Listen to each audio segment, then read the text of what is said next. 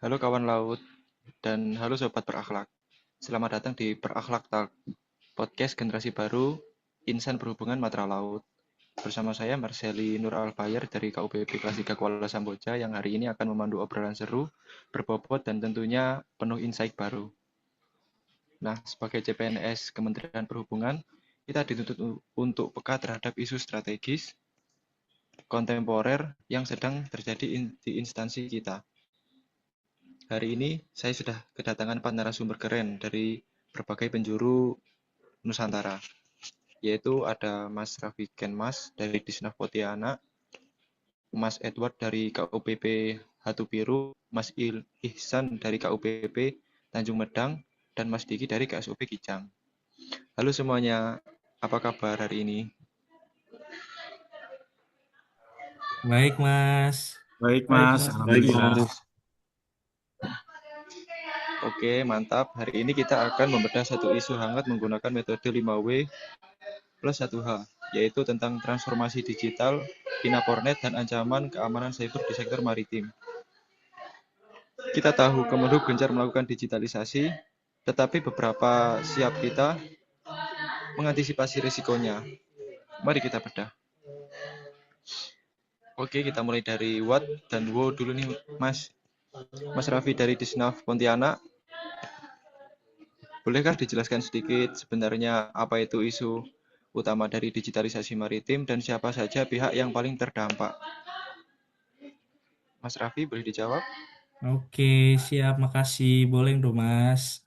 Jadi, kalau misal kita bicara what nih, atau apa nih, isu utamanya adalah transisi besar-besaran pelayanan kapal dan barang dari manual ke sistem digital terintegrasi seperti Inaportnet dan sistem navigasi pelayaran.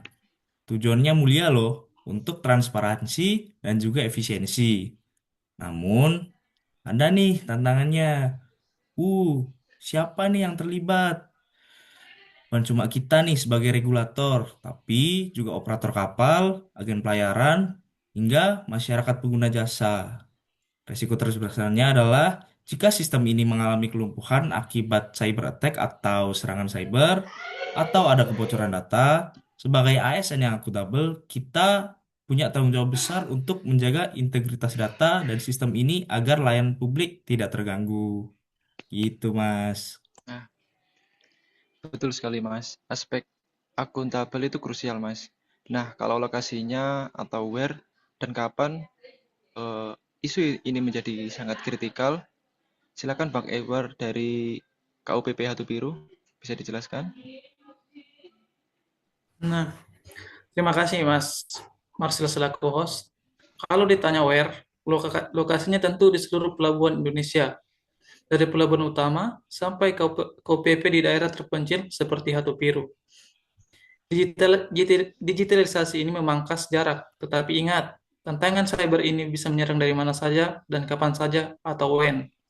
Dia tidak kenal jam, bisa terjadi 24 jam penuh. Saat ini, di tahun 2026, implementasi digitalisasi sudah berjalan penuh. Jadi, momentumnya adalah sekarang kita tidak boleh menunda penguatan sistem keamanannya.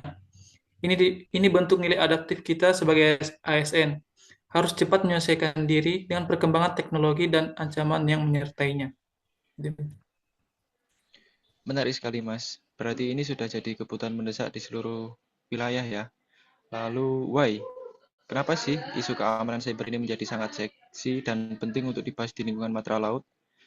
Mas Ihsan dari Tanjung Medang, silakan. Oke, baik Mas Marceli. Terima kasih Mas Marceli.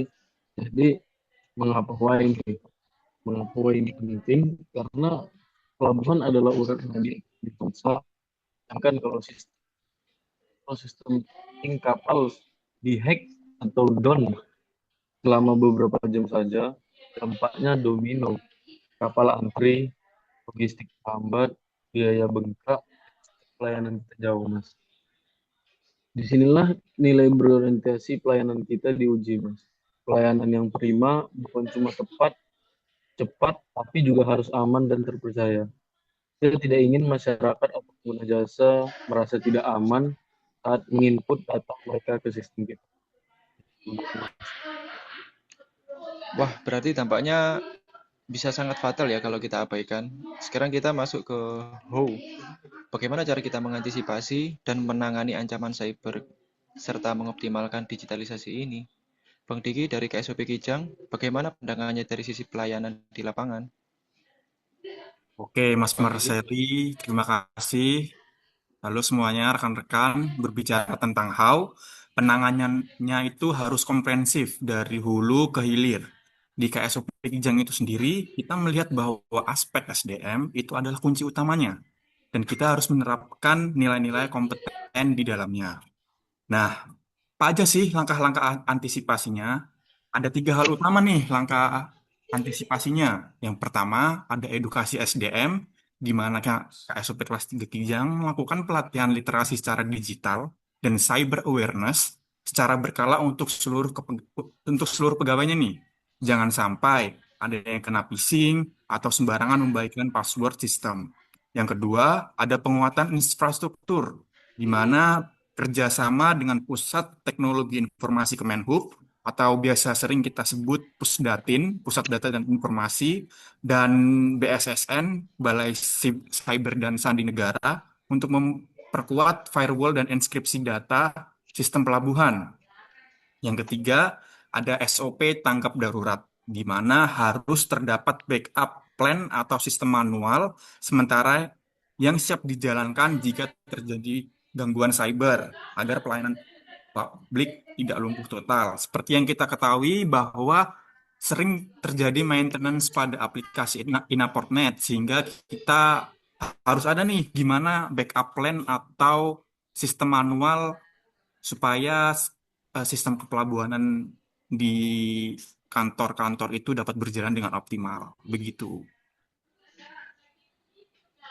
Wah, berarti SOP cadangan itu penting banget ya, biar pelayanan nggak stuck. Kembali ke Mas Raffi, kalau dari kacamata distrik navigasi, bagaimana implementasi nilai harmonis, loyal, dan kolaboratif dalam menghadapi tantangan kontemporer ini?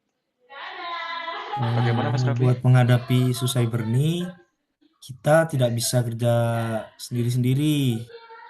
Di sini kita harus kolaboratif, kerja bersama, baik antara Disnav, KSOP, ke UPP, harus sama-sama bersinergi dan berkolaborasi. Dan juga nggak cuma di lingkup Kemenhub aja nih Mas, kita juga harus berkolaborasi juga sama BSSN atau Badan Siber dan Sandi Negara serta pihak IT yang mumpuni. Dan juga kita harus loyal nih sama kebijakan satu data pemerintah. Dan juga kita harus senantiasa menjaga nama baik instansi dengan cara menjaga rahasia jabatan dan juga data negara. Rasa harmonis juga bisa dibentuk dengan kita saling membantu antar satker nih. Contohnya kayak dari KUPP Samboja atau dari KSOP Kijang. Kita bisa saling bantu antar satker di lingkup Kemenhub. Dan juga terutama jika ada wilayah yang infrastruktur internetnya belum stabil, kita harus saling support teknologi komunikasinya gitu Mas Marsili. Wah, luar biasa sekali pemaparan atau penjelasan dari rekan-rekan semua. Jadi kesimpulannya, digitalisasi adalah keniscayaan atau keamanan cyber adalah bentengnya. Dan nilai-nilai berakhlak adalah kompas bagi kita sebagai ASN dalam menjalankan tugas ini. Sebelum kita akhiri podcast hari ini, boleh dong closing statement singkat dari masing-masing, dimulai dari Bang Edward, Mas Ihsan, Bang Diki, dan yang terakhir Mas Raffi. Oke, kalau dari saya, pelabuhan boleh digital, tapi pengawasan dan komitmen kita harus tetap nyata di lapangan. Maka dari itu, jadilah ASN yang adaptif.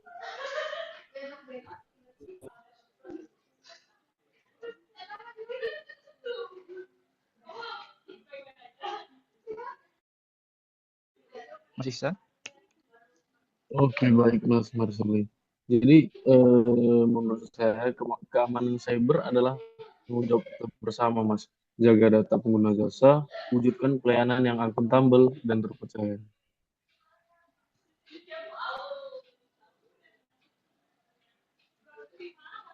Kalau dari saya sendiri nih Mas, terus tingkatkan kompetensi diri sendiri Karena masa depan maritim di Indonesia ada di tangan aparatur sipil negara yang cakap akan teknologi dan ilmu pengetahuan. Baik, Mas Raffi. Kalau dari saya nih, mari kita perkuat kolaborasi antar Satker Matra Laut bersama nilai berakhlak. Kita bawa konektivitas maritim Indonesia maju, aman, dan mendunia. Gitu, Mas. Oke. Wah, tepuk tangan dulu untuk kita semua ya.